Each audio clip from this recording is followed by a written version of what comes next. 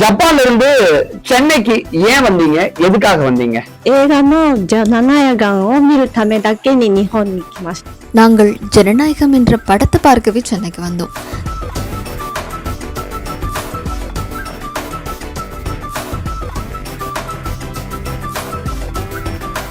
விஜய் கிட்ட உங்களுக்கு ரொம்ப பிடிச்சது என்ன? எந்த படத்துல இருந்து விஜயோட ஒரு பயங்கரமான ஒரு ஃபேனா நீங்க மாறுனீங்க? அவரை பற்றி எல்லாமே எனக்கு ரொம்ப பிடிக்கும். ஒன்றை மட்டும் தேர்வு செய்வது அப்படிங்கிறது ரொம்ப கடினம். அவர் வில்லனாகவே நடித்தாலும் அந்த கதாபாத்திரத்தையே விரும்ப ஆரம்பிச்சிருவோம். அவர் தூங்கி எழுந்த தலைமுடி கூட ரொம்ப அழகா இருக்கும். விஜய்னு சொன்னாலும் தளபதினு சொன்னாலும் அப்படியே உருகி உருகி நேசிக்கிறீங்க. இது எப்படிப்பட்ட ஒரு அன்பு? ஏன் இப்படி ஒரு அன்பு விஜய் மீது உங்களுக்கு? உண்மையாவே சொன்னா காரணம் எனக்கு தெரியல. இதுவரை எந்த நடிகரிடமும் இவ்வளவு ஈர்க்கப்பட்டதில்லை.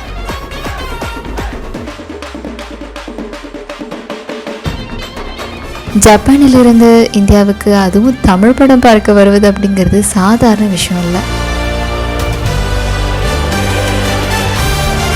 ஜப்பான் அப்படின்னாலே சூப்பர் ஸ்டார் ரஜினிகாந்துக்கு தான் ஃபேன்ஸ் ரசிகர்கள் அதிகம்னு சொல்லுவாங்க. ஆனா இப்ப விஜய்க்கு ஜப்பான்ல அதிகமான ரசிகர்கள் வந்துகிட்டே இருக்கிறாங்க. அதற்கு என்ன காரணம்? RR வெளியான பிறகு ஜப்பானியர்கள் தென்னிந்திய திரைப்படங்கள் அதிகமாக பார்க்க ஆரம்பித்தாங்க. அதன் மூலமாக தான் தளபதி படங்களையும் நாங்கள் பார்க்க ஆரம்பித்தோம். அதிலிருந்து தான் நிறைய பேர் ரசிகர்களாகவே மாறினோம்.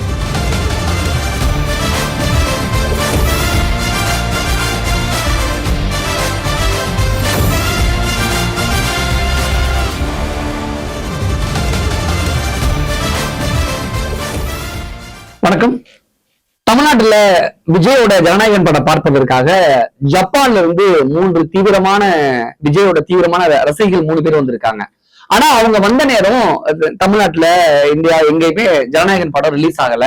அதுக்காக அவங்க ரொம்ப வெயிட் பண்ணிட்டே இருக்காங்க. அதாவது கிட்டத்தட்ட அவங்க வந்து 1 வாரத்துக்கு மேலாச்சு அவங்க சென்னைக்கு வந்து. இது வரைக்கும் ஜனநாயகன் படம் ரிலீஸ் ஆகல. பொங்கலே வந்துருச்சு. இன்னும் அவங்கள ரிட்டர்ன் போக வேண்டிய பிளைட் டிக்கெட் இன்னும் ஒரு வார காலம் இருக்கு. அதுக்குள்ள ஜனநாயகன் படம் வந்துடாதா அப்படின்னு அவங்க ஏங்கி போய் இருக்கிறாங்க. அப்படிப்பட்ட விஜயோட தீவிரமான ஃபேனா இருக்கக்கூடிய ஜப்பான் ரசிகர்கள் 3 பேர் நம்ம கிட்ட வந்திருக்காங்க. அவங்க மொழியில அவங்க கிட்டே நம்ம நிறைய விஷயங்களை கேட்டு தெரிஞ்சுக்கலாம். 3 பேருக்கும் வணக்கம். ஜப்பான்ல இருந்து சென்னைக்கு ஏன் வந்தீங்க? எதுக்காக வந்தீங்க? 映画のジャナナヤガンを見るためだけに日本に来ました。 நாங்கள் ஜனநாயகம் என்ற படத்தை பார்க்கவே சென்னைக்கு வந்தோம். ஜனவரி 6லேருந்து 16ஆம் தேதி வரை 10 நாட்கள் தங்க திட்டமிட்டிருந்தோம். படம் வெளியாகவில்லை அப்படிங்கிறது உண்மையிலாவே எங்களுக்கு ரொம்ப வருத்தமாக இருந்துச்சு. ஆனால் அதுக்கு பிறகும் திரையரங்கில் இருந்த கட் அவுட்டுகளில் புகம் எடுத்துக்கிட்டோம். சென்னை முழுக்க இருந்த பேனர்கள் கட் அவுட்டுகளை தேடி சுற்றி பார்த்தோம். பெங்களூருக்கும் சென்று மெர்சல் படம் பார்த்து மகிழ்ந்தோம். அதனால மிகவும் மகிழ்ச்சி அடைஞ்சோம். சென்னையில் இருக்கக்கூடிய மக்கள் உண்மையிலாவே ரொம்ப அன்பானவர்கள். நாங்கள் தளபதி டிஷர்ட் அணிந்திருந்ததை பார்த்து எல்லாருமே எங்கள் கிட்ட வந்து பேசினாங்க. எங்கள் கூட புகைப்படங்களும் எடுத்துக்கொண்டாங்க. எங்களுக்கு தமிழ்நாடு ரொம்பவே பிடிச்சிருக்கு. நான் 2 வருடங்களாக தளபதியோட விஜயின் ரசிகையாக இருக்கேன். கோட் வெளியான போது முதன்முறையாக சென்னைக்கு வந்தேன். அப்போது 3 நாட்கள் தொடர்ந்து தினமும் கோட் பார்த்தேன். இந்த முறையும் படம் பார்க்கவே முடியும் அப்படின்னு நம்பி வந்தோம். ஆனால் பார்க்க முடியவில்லை. படம் வெளியானால மீண்டும் கண்டிப்பாக வர விரும்புவோம். ஜப்பானில் தளபதி விஜய்க்கு நிறைய ரசிகர்கள் இருக்கிறாங்க. இனி அவர் திரைப்படங்களில் நடிக்காமல் இருக்கலாம் என்ற கேள்வி எல்லோருக்கும் மிகவும் சோகமாகவே இருந்துச்சு. நாங்கள் வெளிநாட்டு ரசிகர்கள் திரைப்படங்கள் மூலமாக மட்டுமே அவரோட இணைந்திருக்க முடியுது. அதனால் மிகவும் தனிமையாகவும் சோகமாகவுமே உணர்கிறோம். இது அவருடைய கடைசி படம் அப்படின்னு சொல்கிறாங்க. ஆனால் அது வெளியாகவில்லை அப்படிங்கிறது நினச்சி கூட பார்க்க முடியவில்லை. நாங்கள் எப்போதுமே காத்திருப்போம். 10 வருடங்கள் ஆனாலும் பரவாயில்லை, அவர் மீண்டும் சினிமாவிற்கு திரும்பி வந்தால் எவ்வளவு காலம் வேண்டாலும் நாங்கள் காத்திருப்போம். ஆக்சுவலி அவங்க அழுகுறாங்க. ஜனநாயகன் படம் பார்க்க வந்தோம், படம் ரிலீஸ் ஆகல, நான் வெயிட் பண்ணிக்கிட்டு இருக்கோம் அப்படின்னு ஜப்பான்ல இருந்து வந்த ஒரு தீவிரமான ரசிகை அழுகுறாங்க. விஜய் படத்துக்காக ரிலீஸ் ஆகலையே அப்படின்ட்டு அழுகுறாங்க. விஜய் கிட்ட உங்களுக்கு ரொம்ப பிடிச்சது என்ன? எந்த படத்துல இருந்து விஜயோட ஒரு பயங்கரமான ஒரு ஃபேனா நீங்க மாறுனீங்க? அவர் பற்றி எல்லாமே எனக்கு ரொம்ப பிடிக்கும். ஒன்றை மட்டும் தேர்வு செய்வது அப்படிங்கிறது ரொம்ப கடினம். அவர் வில்லனாகவே நடித்தாலும் அந்த கதாபாத்திரத்தையே விரும்ப ஆரம்பிச்சிருவோம். அவர் தூங்கி எழுந்த தலைமுடி கூட ரொம்ப அழகாக இருக்கும். நடிகராக மட்டுமல்ல, மனிதராகவுமே ரொம்ப க்யூட்டாகவும் கூலானவரும் கூட. ஜப்பான் ரசிகர்களுடைய ரொம்ப பிரபலமான பாடல் மெர்சல் படத்தில் இருக்கக்கூடிய ஆழப்புறா தமிழன் தான். ஆனால் என்னோட வாழ்க்கையில் ரொம்ப கஷ்டமான நேரத்தில் மாஸ்டர் படத்தோட குட்டி ஸ்டோரி பாடலை தான் கேட்டேன். வாழ்க்கை சின்னது, சந்தோஷமாக வாழணும் அப்படிங்கிறத எனக்கு ரொம்ப கற்றுக் கொடுத்துச்சு. எவ்வளோ கஷ்டம் இருந்தாலும் முன்னேற வேண்டும் அப்படிங்கிற நம்பிக்கை கொடுத்தது. அதனால் எனக்கு ரொம்ப முக்கியமான பாடல் குட்டி ஸ்டோரி. நாங்கள் வெளிநாட்டு ரசிகர்கள். 好きなんです。ねえ、難しい。அவர் நடனம் ஆடுவது, பாடுவது, அவரை திரையில் பார்க்க முடிஞ்சாலே போதும் அப்படின்னு நினைப்பவர்களும் இருக்கிறாங்க. நாங்கள் நம்பிக்கை விடவில்லை, எப்போதுமே காத்திருப்போம். விஜய்னு சொன்னாலும் தளபதினு சொன்னாலும் அப்படியே உருகி உருகி நேசிக்கிறீங்க. இது எப்படிப்பட்ட ஒரு அன்பு? ஏன் இப்படி ஒரு அன்பு விஜய் மீது உங்களுக்கு? உண்மையாகவே சொன்னால் காரணம் எனக்கு தெரியல. இதுவரை எந்த நடிகரிடமோ இவ்வளவு ஈர்க்கப்பட்டதில்லை. இப்படி ஒருவரை நான் முதன்முறையாக சந்திக்கிறேன். ஜப்பானிலிருந்து இந்தியாவுக்கு, அதுவும் தமிழ் படம் பார்க்க வருவது அப்படிங்கிறது சாதாரண விஷயம் இல்லை. ஆனால் எங்களுக்கு அது ரொம்ப பிடிச்சிருக்கு. அவரை மிகவும் பிடிக்கும். ஏன்னு தெரியல, ஆனால் உண்மையாகவே ரொம்ப பிடிக்கும். இந்தியாவில் விஜய் போன்ற அற்புதமானவர்கள் நிறைய பேர் இருக்கிறார்கள். ஆனால் எனக்கு விஜய் தான் மிகவும் பிரியம். அவர் மீதான என்னுடைய அன்பு ஒருபோதும் முடிவடையாது. இதுக்கு முன்னாடி நாங்கள் வெளிநாட்டு நடிகர்லாம் விரும்பியதில்லை. ஆனால் இந்தியாவை அறிஞ்ச பிறகு விஜயின் ரசிகையாகவே மாறிட்டோம். நாங்கள் மூவரும் அடிக்கடி பேசுவது, ஒரு நாள் அவரை நம்ம நேரில் சந்தித்தா என்ன பேசுவோம் அப்படிங்கிறது தான். ஆனால் உண்மையிலேயே சந்தித்தா பயந்து எதுவும் பேச முடியாமல் போய்விடுமோ அப்படின்னு தோணும் இருக்குது. அப்படி எதுவும் பேச முடியாமல் போனால் அது வாழ்க்கையின் மிகப்பெரிய வருத்தமாக இருக்கும். அதனால் பேச முடியவில்லை என்றால் கூட நான் வரைந்த ஓவியத்தை அவருக்கு கொடுக்க விரும்புகிறேன். முடிஞ்ச வரைக்கும் தமிழில் பேச முயற்சிக்க விரும்புகிறேன். அவர் இந்த உலகத்தில் இருப்பதற்கே நான் மனதார நன்றி கூறுகிறேன். அவர் இருப்பதனால தான் எனக்கு வாழ ஒரு காரணம் இருக்கு. நன்றி என்று மட்டும் சொல்ல விரும்புகிறேன். And thank you.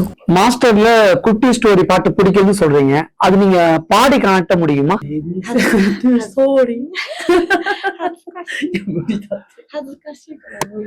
Life is なんだっけ Very short man. always life is very short நண்பா. always is happy. 彼が first life Very short. very short number always happy. always be happy. Okay. 言えねえよ。言えねえよ。மலேசியால ஜனநாயகன் படத்தோட ஆடியோ லான்ச் நடக்கும்போது இவங்க போயிருக்காங்க. அப்ப வந்து யார் பெற்ற மகனோ அப்படிங்கிற பாட்டு போடும்பொழுது இவங்க எல்லாம் அழுதுருக்காங்க, ரொம்ப ஃபீல் பண்ணிருக்கோம் அப்படிங்கிற மாதிரி சொல்றாங்க. ஜனநாயகன் படத்தோட ஆடியோ லான்ச் மலேசியால நடந்தது, நீங்க கலந்துக்கிட்டீங்க.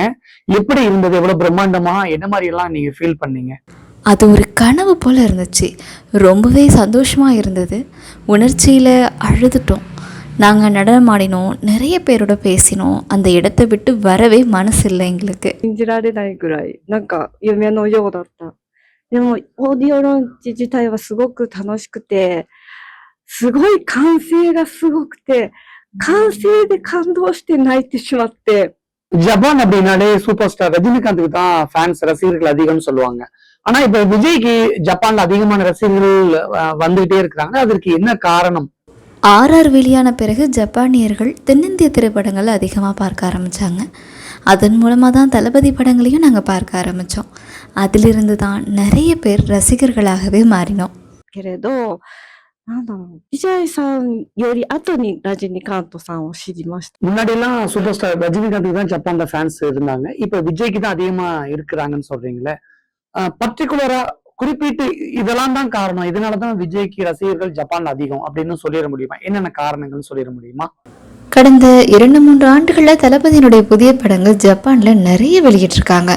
அதை பலரும் பார்த்துருக்காங்க. அதன் பிறகும் ரசிகர்களாக மாறியிருக்கோம். அதுவே முக்கிய காரணம் அப்படின்னு நினைக்கிறேன். 入れてきてくれていてて、それで人気が上がって、昔の作品もいっぱい、上映されてて、だから、上映してる映画を上映本数が、すごく、タラパティは今、現在はすごく多くって、それで見に行く人が多いっていうのもあると思うんですよね。そうなんですよね。